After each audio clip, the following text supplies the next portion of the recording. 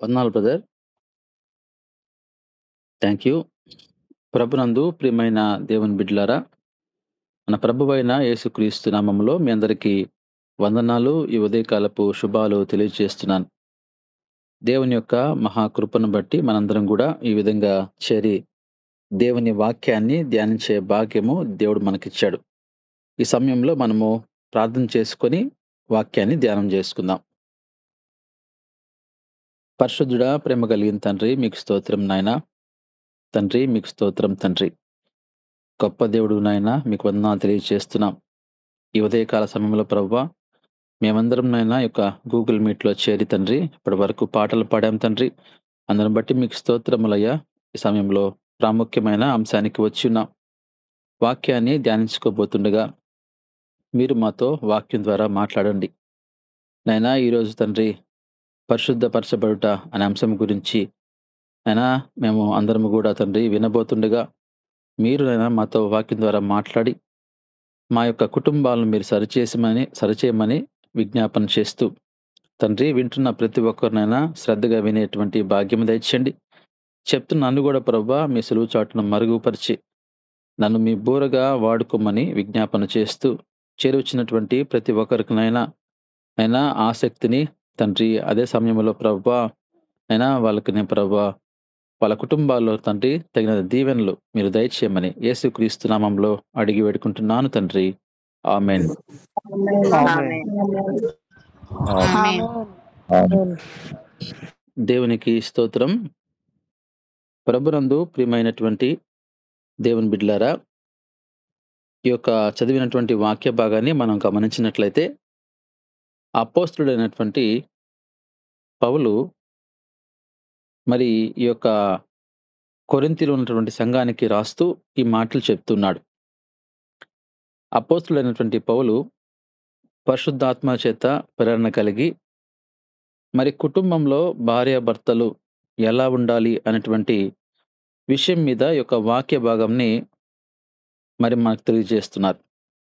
ఆ రోజుల్లో కొరింథీ సంఘంలో ఉన్నటువంటి సంఘాలకు ఈ విధంగా లేఖ రాస్తున్న సమయంలో ఈరోజు కూడా మనతో దేవుడు ఈ వాక్యం ద్వారా మనతో మాట్లాడుతున్నాడు.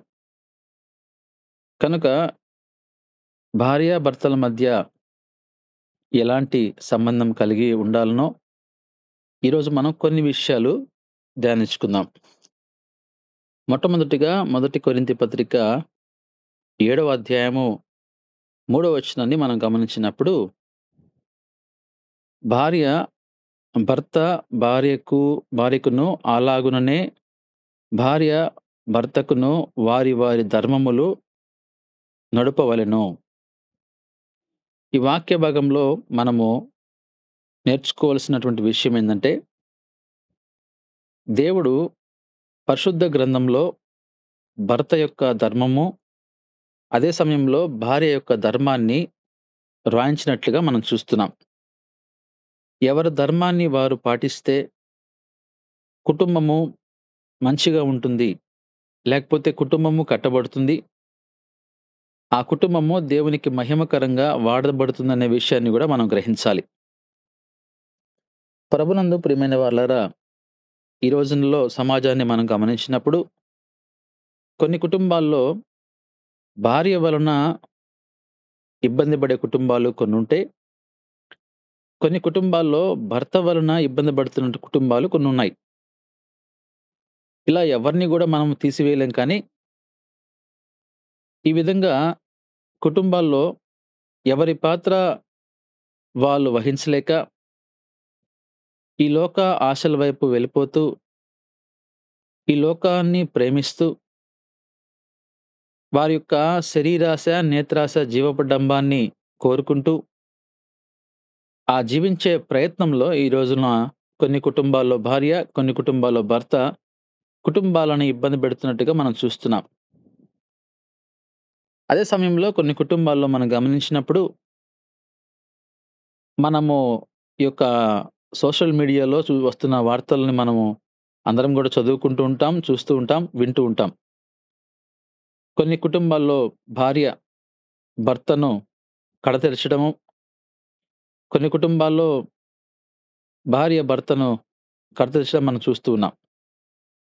వీటన్నిటికి గల కారణం ఏందంటే, దేవుడు మనకేమైతే ధర్మము ఇచ్చున్నాడో, ఎవరి ధర్మం వారు పాటించినట్లయితే ఇలాంటి సన్నివేశాలు రావని మనం తెలుసుకోవాలి. ప్రభునందు ప్రియమైన దేవుని బిడ్డలారా, ఈ యొక్క వాక్య భాగాన్ని మనం చూసినప్పుడు, దేవుని వాక్యం మనకు స్పష్టంగా సెలవిస్తున్న విషయాన్ని గమనించినప్పుడు, మరియు చూడండి 10వ వచనంలో, మరియు పెండ్లైన వారికి నేను కాదు ప్రభువే ఆజ్ఞాపించినదేమనగా, భార్య భర్తను ఎడబాయకూడదు. ఇది మొట్టమొదటిగా మనం నేర్చుకోవాలి. ఎప్పుడు గూడా మొట్టమొదటిగా ధర్మం ఏందంటే, మనము ఒక భార్యాభర్తలుగా ఉంటున్నప్పుడు, ఒకరిని ఒకరు ఎడబాయకూడదు అనే విషయాన్ని జ్ఞాపకం జేసుకోవాలి. ఒకరినొకరు ప్రేమించుకుంటూ, ఒకరినొకరు గౌరవించుకుంటూ మనం బ్రతకాలి. అదే సమయంలో ఎవరు గూడా దూరాన్ని మనము మెయింటైన్ జేస్తూ ఉండడానికి అవకాశం లేదు అనే విషయాన్ని ఇక్కడ మనం చూస్తున్నాం. ఒకవేళ ఎడబాసిన యెడల పెండ్లి చేసుకొనకుండుట వలనే, లేదా తన భర్తతో సమాధాన పడవలెను. అదే విషయాన్ని మనం చూస్తే, ఒకవేళ అలాంటి పరిస్థితి వచ్చినట్లయితే ఎందుకు మరి పెళ్లి చేసుకోవడం? ఎందుకు వివాహం జేసుకోవాలి? వివాహం జేసుకున్నప్పుడు ఎందుకు ఎడబాస్తున్నారు? ఎందుకు దూరంగా ఉంటున్నారు? ఎందుకు ఒకరినొకరు ప్రేమించుకోలేకపోతున్నారు? కారణమేంటి? కనుక ఈ మాటలు మనం గమనించినప్పుడు, అవిశ్వాసురాలైనటువంటి భార్య కొన్ని కుటుంబాల్లో ఉంటే, అవిశ్వాసి అయినటువంటి భర్త కొన్ని కుటుంబాల్లో ఉంటున్నారు. ఎందుకు ఈ ఎడబాటు వస్తుందంటే, వాళ్ళలో విశ్వాసం లేదు. దేవుని పట్ల భయం లేదు. దేవుని పట్ల భక్తి లేదు. ఎప్పుడైతే మనకు ఇలాంటి పరిస్థితుల్లో మనం ఉంటామో, మనము భార్యాభర్తల మధ్య ఎడబాయుట అనేది మనము చూస్తాం. కనుక ఇది చాలా ప్రాముఖ్యమైనటువంటి విషయాన్ని మనం చూస్తున్నాము. ఈ రోజుల్లో జరుగుతున్నటువంటి సన్నివేశాలు గమనించినప్పుడు, భర్త అక్రమ సంబంధం పెట్టుకొని భార్యని హతమారుస్తూ ఉంటే, మరికొందరు భార్యలు అక్రమ సంబంధం పెట్టుకొని భర్తను హతమారుస్తున్న వారు అనేక మందిని మనం చూస్తున్నాం. ఈ మధ్యకాల సమయంలో ఇలాంటి హత్యలు ఎక్కువైపోతున్నట్టుగా మనం చూస్తున్నాం. దానికి కారణము వాళ్ళిద్దరి మధ్య ఎడబాయడము, ఒకరినొకరు మధ్య ఆ ధర్మాన్ని పాటించలేకపోతున్నారు అనేది సత్యమండి. అందుకోసమే దేవుని వాక్యం సెలవిస్తుంది, అవిశ్వాసి అయిన భర్త భార్యను బట్టి పరిశుద్ధపరచబడును. పరిశుద్ధపరచబడును అనే అంశం ఈరోజు మనం తీసుకున్నాం. అవిశ్వాసి అయినటువంటి భర్త భార్యను బట్టి పరిశుద్ధపరచబడును. అవిశ్వాసురాలైన భార్య విశ్వాసి అయిన భర్తను బట్టి పరిశుద్ధపరచబడును. ఇక్కడ 2 రకాలుగా మనం చూస్తున్నాం. భర్తలో ఒకవేళ మార్పు లేకపోతే, మార్పు కలిగినటువంటి భార్య ద్వారా, లేకపోతే విశ్వాసి అయినటువంటి భార్య ద్వారా భర్త మార్చబడతాడు. అదే సమయంలో ఒకవేళ భార్య ఆ కుటుంబంలో అవిశ్వాసిగా ఉంటే, విశ్వాసము కలిగినటువంటి భర్త ద్వారా, లేకపోతే మంచి ప్రవర్తన కలిగినటువంటి భర్త ద్వారా భార్య మార్చబడుతుందనే విషయాన్ని ఇక్కడ మనం గ్రహించాలి. లేని యెడల మీ పిల్లలు అపవిత్రులయ్యుందురు. ఒకవేళ ఆ విధంగా మనము అవిశ్వాసులుగానే జీవిస్తున్నట్లయితే, మన వలన మన బిడ్డలు అపవిత్రులైపోతారనే విషయం గూడా మనం తెలుసుకోవాలి. ఇప్పుడైతే వాళ్ళు పవిత్రులే. మన బిడ్డలు ఏమీ తెలియని పిల్లలు. వారికి ఎటువంటి కల్మషం ఉండదు. అయితే ఈ రోజున మన యొక్క ప్రవర్తన ద్వారా బిడ్డలు గూడా అపవిత్రులైపోతున్నారు. కొన్ని సందర్భాలు మనం గమనించినప్పుడు భార్య భర్త గురించి పిల్లలకు చెప్పి, పిల్లలని తన వైపు తిప్పుకోవడానికి ఎన్నో పథకాలు వేస్తున్నటువంటి కుటుంబాలున్నాయి. అదే సమయంలో భర్త గూడా తన యొక్క భార్య గురించి అనగా పిల్లల యొక్క తల్లి గురించి పిల్లలకి లేనిపోని మాటలు చెప్పి, తన వైపు తిప్పుకుంటున్న కుటుంబాలు ఈ రోజున ఉన్నాయి. ఇలాంటి పరిస్థితులు మనం గమనించినప్పుడు పిల్లలేమైపోతున్నారంటే వాళ్ళ యొక్క మానసిక స్థితి, వాళ్ళ యొక్క మనసనేది అపవిత్రత అయిపోతున్నట్టుగా మనం చూస్తున్నాం. ఎందుకని ఈ విధంగా అపవిత్రత అయిపోతుంది అంటే, తల్లిదండ్రులుగా అనగా పిల్లల యొక్క తల్లిదండ్రులుగా, లేకపోతే భార్యాభర్తలుగా వాళ్ళ యొక్క ఆలోచనలు అపవిత్రతగా ఉన్నాయి గనక బిడ్డలు గూడా అపవిత్రులైపోతున్నట్టుగా మనం చూస్తున్నాం. కుటుంబము అనేది దేవుడు ఏర్పాటు చేసినటువంటి ఒక గొప్ప వ్యవస్థ.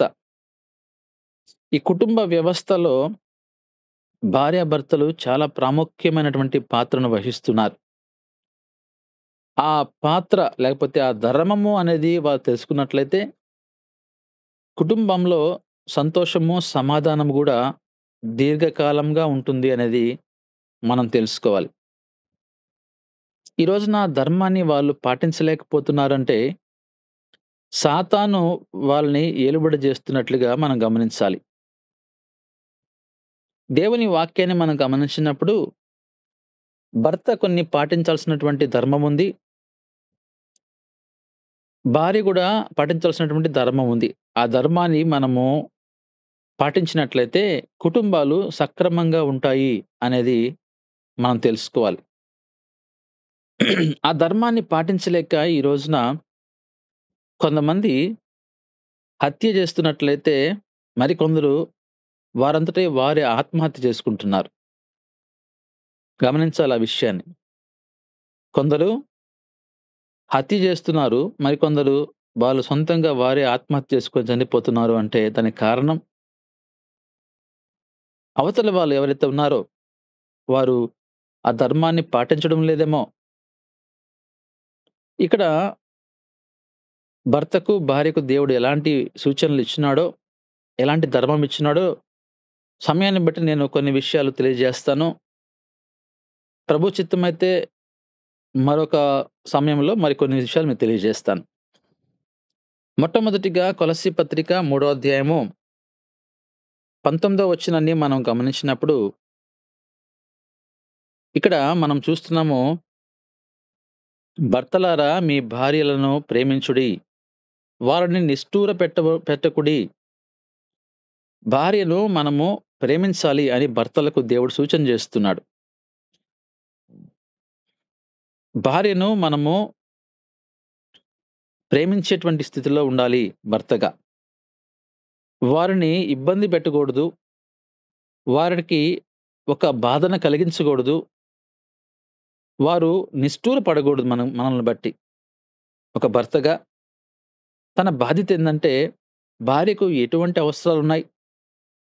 భార్య ఎందుకని ఇంత బలహీనతగా ఉంది? లేకపోతే ఈ భార్య ఏం కోరుకుంటుంది? భార్య మన నుంచి ఏమి కోరుకుంటుందనే విషయాన్ని భర్త గ్రహించే స్థితిలో ఉండాలి. భర్త ఆ విధంగా గ్రహించాలంటే, మొట్టమొదటిగా భర్తలో ప్రేమ అనేది ఉండాలి. భర్తలో ఆ ప్రేమ లేనప్పుడు భార్య యొక్క ఆశలు లేకపోతే భార్య యొక్క కోరికలు మరి భర్త తెలుసుకోలేడు.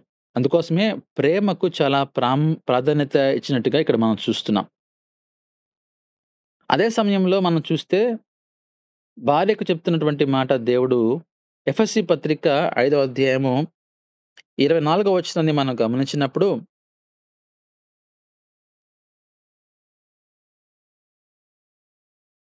ఎఫెసీ పత్రిక 5వ అధ్యాయము 24వ వచనం మనం గమనించినప్పుడు, సంఘము క్రీస్తునకు లోబడినట్లుగా భార్యలు కూడా ప్రతి విషయములోనూ తన పురుషులకు లోబడవలెను. లోబడి ఉండుట అనేది భార్య నేర్చుకోవాలి.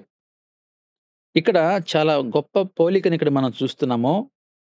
సంఘము క్రీస్తునకు లోబడుతున్నట్టుగా చూస్తున్నాం. వధువైనటువంటి సంఘము వరుడైనటువంటి యేసుక్రీస్తు వారికి ఏ విధంగా అయితే లోబడి జీవించాలనో, లోబడి సంఘము జీవిస్తుందో, భార్య స్థలంలో ఉన్నటువంటి సంఘము ఏ విధంగా అయితే క్రీస్తుకు లోబడి జీవిస్తుందో, భార్యలు కూడా ప్రతి విషయంలో తమ పురుషులకు లోబడాలి. కనుక మనము పలానా విషయం అని కాదు, పలానా సందర్భం అని గాని ఇక్కడ ఎక్కడ ఇవ్వబడలేదు. ఇక్కడ అంటున్న మాట ప్రతి విషయంలో నువ్వు లోబడాలి అంటున్నాడు. భార్య యొక్క స్థానం ఏందంటే భర్తను గౌరవించడం, భర్తకు లోబడి బ్రతకడం. ఈ రోజున భర్తకు లోబడకుండా, అదే విధంగా భర్తను అవమానిస్తున్న వారు లేరంటారా? భర్తను ఇష్టానుసారంగా మాట్లాడేవాళ్ళు లేరంటారా? భర్త మీద గొడవకు పోయేవాళ్ళు లేరంటారా? భర్త మీదకు చెడ్డ మాటలతో గొడవకు వెళ్ళేవాళ్ళు లేరంటారా? ఇది మనకు తగునా? ఇది వాక్యానికి అనుకూలమైందా? ఆలోచించాలి ప్రియమైనటువంటి ఎవరైతే భార్య స్థానాల్లో ఉన్నారో వారు. భార్యలు కూడా ప్రతి విషయంలో తమ పురుషులకు లోబడాలి.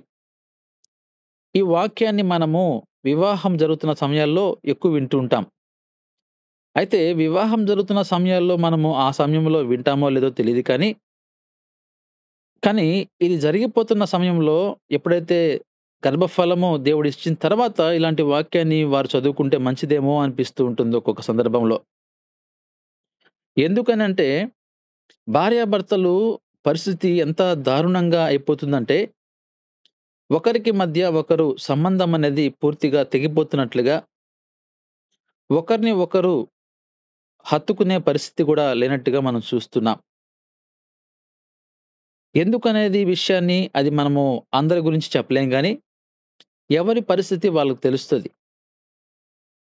అయితే వాక్యము అంటున్న మాట ఒకటే, భార్య భర్తకు లోబడు. భర్త భార్యను ప్రేమించు. ఇవి 2 కూడా చాలా గొప్ప ధర్మము. ఈ ధర్మాన్ని గాని మనం పాటించినప్పుడు, కుటుంబం అనేది సాఫీగా జరగడానికి అవకాశం ఉంటుంది.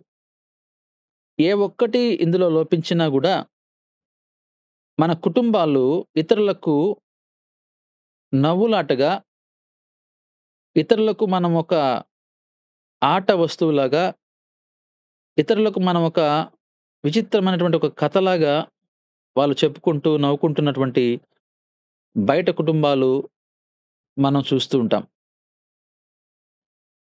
ప్రభునందు ప్రియమైనటువంటి దేవుని బిడ్డలారా, మరొక వాక్య భాగాన్ని మనం గమనిద్దాం. మత్తయి సువార్త 19 అధ్యాయము 5 వచనాన్ని మనం గమనిద్దాం.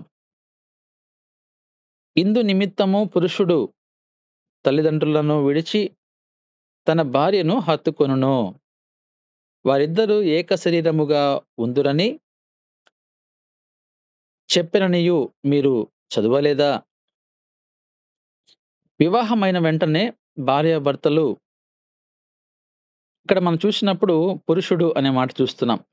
ఎందుకంటే పురుషుడు కుమారుడిగా ఉన్నాడు గనుక తల్లిదండ్రుల దగ్గర ఒక బాధ్యత వహిస్తూ ఉంటాడు కాబట్టి తల్లిదండ్రులను విడిచిపెట్టి భార్యను హత్తుకొనును అనగా దాని అర్థము పూర్తిగా విడిచిపెట్టి వెళ్ళమని అర్థం కాదు గానీ, అప్పటి వరకు తల్లిదండ్రుల సంరక్షణలో ఉన్నటువంటి భర్త లేకపోతే పురుషుడు అప్పటి నుంచి భార్యతో సంబంధం కలిగి భార్యని హత్తుకుంటాడనే విషయాన్ని ఇక్కడ మనం గమనిస్తున్నాం. అప్పటి వరకు తల్లిదండ్రులు సంరక్షణలో ఉంటాడు. తల్లిదండ్రులు చెప్పే మాట వింటూ ఉంటాడు. తల్లిదండ్రులతో కలిసి నడుస్తూ ఉంటాడు. అయితే ఎప్పుడైతే భార్యను దేవుడిస్తాడో వెంటనే భార్యను హత్తుకోవాలి. భార్యను ప్రేమించాలి. భార్యను గౌరవించాలి. భార్య మాటను వినాలి. ఏం చెప్తుందో మరి ఆ ఆలోచన మంచిదో కాదో గూడా మనము భార్యకు కొంత సమయం గూడా ఇవ్వాలి. ఎందుకంటే వారిద్దరు గూడా ఏక శరీరులు కాబోతున్నారు. అప్పటి వరకు వాళ్ళ శరీరాలు భార్య శరీరం భార్యదే, భర్త శరీరం భర్తదే. ఏ అధికారం వాళ్ళ మధ్య ఉండదు కానీ ఎప్పుడైతే వివాహం జరుగుతుందో అప్పుడు వారు ఏక శరీరులవుతున్నట్టుగా మనం చూస్తున్నాం. కనుక దేవుడు భర్తకు తెలియజేస్తున్న విషయము, నీ భార్యను హత్తుకొని బ్రతుకు. నీ భార్యతో తల్లిదండ్రులతో ఏ విధంగా అయితే సంబంధం కలిగున్నావో, ఆ సంబంధాన్ని కొనసాగించాల్సిందే. అదే సమయంలో భార్యతో గూడా నువ్వు హత్తుకొని బ్రతికినట్లయితే, ఏ విధంగా అయితే తల్లిదండ్రుల సంరక్షణలో ఎంతవరకు జీవించావో, ఇక మీదట భార్య కూడా నిన్ను సంరక్షిస్తుంది. భార్య కూడా నీ అవసరాలు తెలుసుకుంటుంది. అదే సమయంలో నీవు గూడా భార్య అవసరాలు తెలుసుకొని హత్తుకున్నప్పుడే ఇవన్నీ వస్తాయి. ఎప్పుడైతే నువ్వు హత్తుకొని జీవిస్తావో, ప్రేమ కలిగి జీవిస్తావో, అప్పుడు నీ కుటుంబంలో సంతోషము, సమాధానం ఉన్నట్లుగా మనం చూస్తున్నాము. ప్రభునందు ప్రియమైన వర్లారా. అదే మనం భార్య విషయానికొచ్చినట్లయితే కొలస్సీ పత్రిక 3వ అధ్యాయము 18వ వచనాన్ని మనం గమనించినప్పుడు, భార్యలారా మీ భర్తలకు విధేయులయుండుడి. ఇది ప్రభువును బట్టి యుక్తమయ్యున్నది. ఇక్కడ ఈ వాక్య భాగాన్ని మనం గమనించినప్పుడు, భార్యలతో దేవుడంటున్నాడు, మీ భర్తలకు విధేయులుగా ఉండాలి. ఇందాక మనం ఏం చూసాము? లోబడి ఉండాలి. ఇప్పుడు మనం ఏం చూస్తున్నాము? విధేయత చూపించాలి. ఇది ప్రభువును బట్టి యుక్తమై ఉన్నది. ఇది ప్రభువును బట్టి సంతోషం. నీ భర్త ఏం చెప్తున్నాడు అనేది నువ్వు ఆలోచించాలి. నీ భర్త ఏం చెప్తున్నాడు అనే మాటకు నువ్వు గ్రహించాలి. మొట్టమొదటిగా నువ్వు చేయాల్సిన పనేందంటే విధేయత చూపించాలి. కనుక భర్త విషయంలో భార్య చాలా జాగ్రత్త తీసుకోవాలి. భర్త కుటుంబానికి ఒక యజమాని. భర్త కుటుంబానికి ఒక తలగా ఉన్నాడు. కనుక ఆ భర్తకు నీవు విధేయురాలై ఉండాలనే విషయాన్ని నువ్వు గ్రహించాలి. ఇంకా మనం కొద్దిగా లోతుగా ఆలోచిస్తే, మొట్టమొదటిగా సృష్టిలో భాగంగా దేవుడు భర్తను చేశాడు గాని, భార్యను చేయలేదు. భర్తను చేసిన తర్వాత మాత్రమే, అనగా ఆదామును చేసిన తర్వాతనే, ఆదాములో నుండి హవ్వను బయటకు తీసుకొనొచ్చినట్టుగా మనం చూస్తున్నాం. తన అర్థాన్ని మనం గమనించినప్పుడు, భర్తలో నుంచి నువ్వు తీయబడ్డావు గనుక, నీవు నారి అనబడదువు అనే మాటను ఆదాము ఆ రోజు పలుకుతాడు. కనుక నువ్వు ఎంత లోబడి ఉండాలో అర్థం చేసుకుంటే బావుంటుందేమో. నువ్వు భర్తలో నుంచి తీయబడ్డావు గదా! కనుక నీకు సర్వస్వం నీకు భర్త అయి ఉండాలి గదా! నువ్వు భర్తకు విధేయురాలై ఉంటున్నావా? అది దేవునికి ఇష్టమైనటువంటి కార్యమే గదా!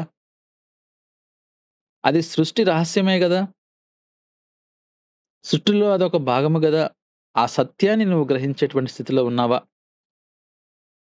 సృష్టిలో మనం గమనించినప్పుడు ప్రతి సందర్భం గూడా మనకొక పాఠం నేర్పిస్తుంది. ఆదాము నుంచి హవ్వను తీసుకొనొచ్చారు. ఆదాముకి గాఢ నిద్ర కలుగజేశారు. ఇవన్నీ మనము చూస్తున్నప్పుడు దాని యొక్క లోతు అర్థమేంటి? విధేయత చూపించాలి అనేది మనం నేర్చుకోవాలి. కనుక మరొక వాక్య భాగాన్ని భర్త గురించి మనం చూద్దాం. ఎఫెసీ పత్రిక 5వ అధ్యాయము 28వ వచనాన్ని మనం గమనించినప్పుడు, అటువలనే పురుషులు కూడా తమ సొంత శరీరములను వలె తమ భార్యలను ప్రేమింప బద్ధులై ఉన్నారు.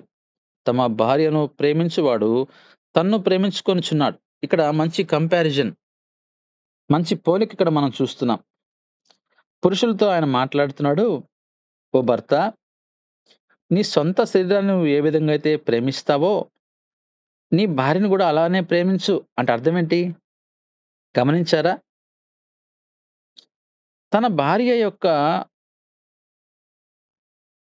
సృష్టిలో ఆ భార్య ఎలా వచ్చింది?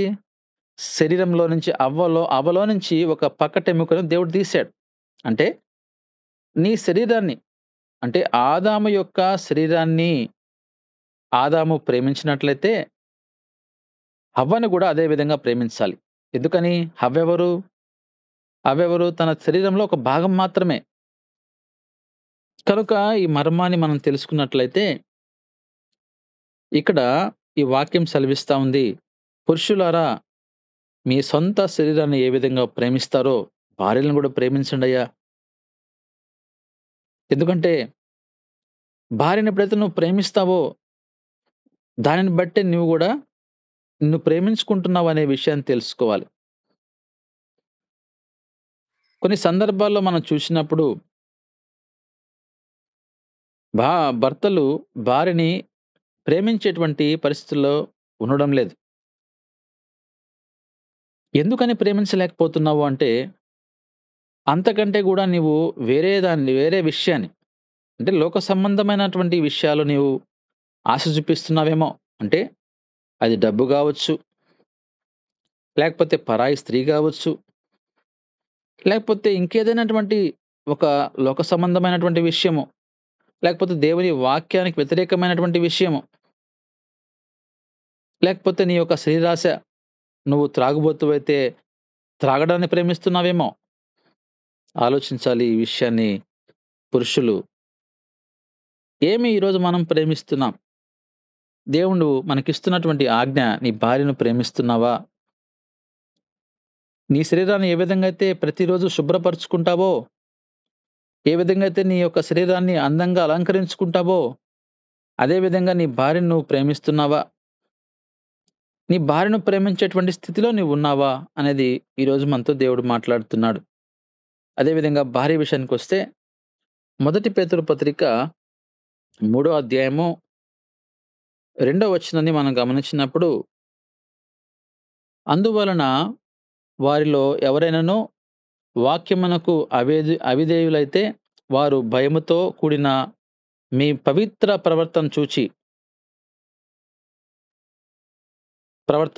చూచి వాక్యము లేకుండానే తమ భార్యల నడవ నడవ నడవడి వలన రాబట్టవచ్చును. ఇక్కడ మనం చూసినట్లయితే దేవుడు భార్యతో సూచిస్తున్నాడు ఈ మాటను. భార్య తన పవిత్ర ప్రవర్తనను బట్టి భర్తను రక్షణలోకి నడిపిస్తదంట. గమనించండి. ఒకవేళ వాక్యానికి అవిధేయులై ఉన్నటువంటి భర్త ఒకవేళ నీకున్నట్లయితే భార్య యొక్క పవిత్ర ప్రవర్తన బట్టి వాక్యానికి అవిధేయుడైనటువంటి భర్త గూడా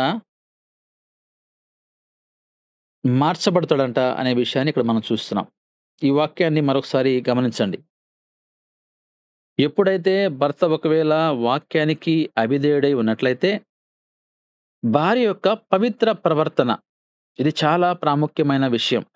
పవిత్ర ప్రవర్తన, పవిత్రంగా బ్రతకడం, భర్తే నా లోకం అనుకోవడం, భర్తే నా సర్వస్వం అనుకోవడం, భర్తతోనే నేను ఉండాలనుకోవడం, అటువంటి ఆ ప్రవర్తనలో ఏమొస్తుందంటే ప్రేమ వస్తుంది. ఆ ప్రేమలో ఏమొస్తుందంటే అవిధేయుడైనటువంటి భర్త కూడా వాక్యము లేకుండానే వాక్యానికి ఒకవేళ అవిధేయుడైనటువంటి ఆ భర్త కూడా ఈ భార్య యొక్క ప్రవర్తన బట్టి పూర్తిగా మార్చవచ్చు, లేకపోతే మార్చబడవచ్చు. అంటే అర్థమేంటి? ఏం చెప్తున్నాడు అపోస్తలుడైన పౌలు మనం గమనించినప్పుడు, నేను క్రీస్తుని పోలి నడుచుకున్న ప్రకారము మీరు నన్ను పోలి నడుచుకోండి అని చెప్పినట్లుగా భార్య యొక్క ప్రవర్తన ఎలా ఉంటుందంటే దేవుని వాక్యానికి ప్రకారంగా ఉంటుంది కాబట్టి ఆ భార్య యొక్క ప్రవర్తన బట్టి భర్త కూడా మార్చబడి నీకు ఎలా వచ్చింది ఈ ప్రవర్తన? నువ్వు ఎలా ఉంటున్నావు ఇంత పవిత్రంగా, పరిశుద్ధంగా నీ ప్రవర్తన ఎలా వచ్చింది అంటే నన్ను వాక్యం మార్చింది. వాక్యమే నన్ను ఈ విధంగా చేసింది అని చెప్పినప్పుడు నీ ప్రవర్తన బట్టి నీ భర్త కూడా మార్చబడే స్థితిలో ఉంటాడు అనే విషయాన్ని ఇక్కడ మనం గమనించాలి. ప్రభునందు ప్రియమైనటువంటి దేవుని బిడ్డలారా. కనుక ఈరోజు నేను మీతో పరిశుద్ధపరచబడుట అనేటువంటి అంశం మీద భర్తకు దేవుడిచ్చినటువంటి వాగ్దానాలు లేకపోతే ఆజ్ఞలు, లేకపోతే ధర్మము అనుకోవచ్చు. అదేవిధంగా భార్యకు దేవుడిచ్చినటువంటి ధర్మం గురించి కొన్ని విషయాలు నేర్చుకున్నాం. ప్రభు చిత్తమైతే మరికొన్ని విషయాలు మరొక వారంలో ఈ యొక్క లక్షణాలు లేకపోతే ధర్మాలు ఏముండాలో మనం నేర్చుకుందాం. దేవుడు ఇప్పుడు మనం ఏమైతే ఇంతవరకు నేర్చుకున్నామో భార్యను ప్రేమించాలి, భార్య లోబడి ఉండాలి, భర్త భార్యను హత్తుకోవాలి, భార్య భర్తకు విధేయులై ఉండాలి, భర్త తన సొంత శరీరంలాగా భార్యను ప్రేమించాలి, భార్య తన ప్రవర్తనను బట్టి భర్తను మార్చుకోవాలి అనేటువంటి వాక్యాన్ని మరొకసారి మీరు ధ్యానం చేసుకొని, ఆ వాక్య ప్రకారంగా జీవించి మీ కుటుంబాలు కట్టుకోవాలని ప్రభువు నామములో మీకు తెలియజేస్తూ ఈ యొక్క వాక్య భాగాన్ని ముగిస్తున్నాను. అందరికీ వందనాలు. దేవుడి మాటలు దీవించును గాక. ఆమేన్.